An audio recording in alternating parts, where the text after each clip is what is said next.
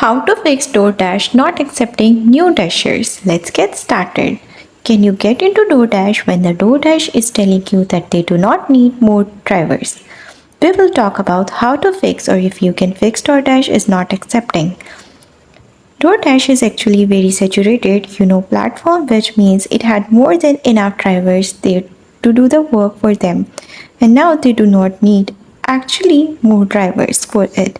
And they might have put you on the waiting list, so you just have to keep on waiting until some of them or few of them just leave DoorDash and you get your chance. So this is the only way that you can do it. However, if it takes more than a year or if it is taking too long, then you might consider connecting to DoorDash customer service. For that, just go to Google search and search for customer support DoorDash. And now you will be able to see all of this information, their phone number, email, and merchant portal.